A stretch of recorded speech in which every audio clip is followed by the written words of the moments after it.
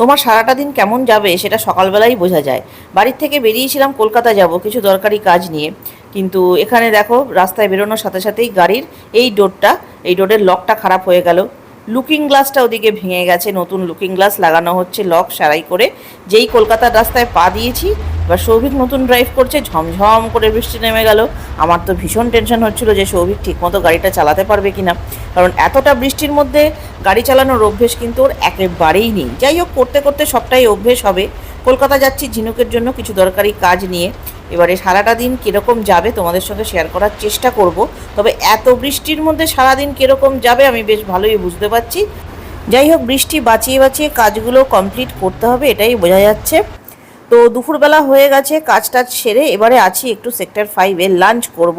তো লাঞ্চ করার জন্য ঢুকছি হচ্ছে ওমেগা বিল্ডিংয়ে, সেক্টর 5-এর। এখানে এবিএস মানে অ্যাবসলিউট বারবিকিউ, ঝিনুক বললো অনেক দিন যাওয়া হয়নি।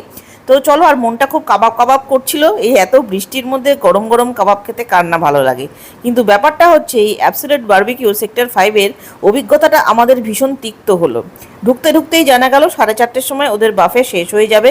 ওয়েটার যিনি ছিলেন আমাদের বললেন যে আপনারা 4:30-র মধ্যে খাওয়া দাওয়া শেষ করতে পারবেন তো, তাহলেই বসুন, না হলে মানে চলে যান, এরকম একটা ব্যাপার। তো ন্যাচারালি জিনিসটা ভালো লাগেনি। তার উপর গুগলে দেখেছিলাম 700 সামথিং করে এদের বাফে মানে মেনুটা, কিন্তু এরা বললো 900 সামথিং। যাই হোক, ওখান থেকে বেরিয়ে এখন ঢুকে গেছি করিমসে। তো এটা করিমসে কিন্তু আমার ফার্স্ট টাইম, আমি আগে এই ব্র্যান্ডটায় কখনো খাওয়া দাওয়া করিনি। তো অ্যাম্বিয়েন্সটা মোটামুটি ভালোই ছিল, খুব আশা নিয়ে ঢুকেছিলাম। আর কাবাব খাওয়ার মন ছিল যেহেতু, এখানে প্রন তন্দুরি নিয়ে নেওয়া হয়েছিল। যদিও প্রন তন্দুরিতে বিশেষ কিছু করার নেই, যেটা করার ছিল এই যে কাবাবটা তোমরা এখন দেখছো, এই চিকেনের কাবাবটা, যেটা ওপরেও চিকেনের লেয়ার এবং ভেতরেও কিন্তু কিমাটা চিকেনের। এটা মোটামুটি খেতে ভালোই ছিল। অ্যাম্বিয়েন্স ওয়াইজ খাওয়া দাওয়া খুবই বেসিক আমি বলবো, তার কারণ হতে পারে আমরা মেনু ঠিকঠাক সিলেক্ট করিনি, সেটা একটা হতে পারে। তবে এখানকার বিরিয়ানিটা আমি কোনোদিনও ভুলবো না, যেটার স্বাদ অত্যন্ত জঘন্য মার্কা ছিল। এরকম বিরিয়ানি সত্যি আর কোনোদিনও খাবো না। যেই বিরিয়ানিতে ডিম থাকে না, আলু থাকে না, সেটা বিরিয়ানিই নয় আমার কাছে।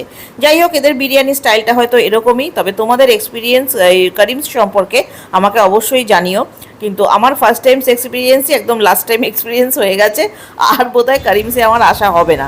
তবে সেক্টর 5-এর দৃশ্যগত সৌন্দর্য একটা ব্যাপার থাকে, এরকম একটা কর্পোরেট সেক্টরে বেশ দেখতে ভালো লাগে এই জায়গাটা।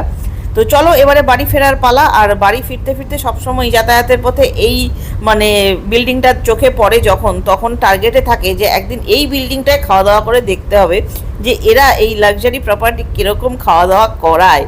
তো যারা এখানে ঢুকেছো তারা তোমাদের এক্সপিরিয়েন্স জানিও। আপাতত ভিডিওটা শেষ করছি, পরে আবার কোনো ভিডিওতে দেখা হবে।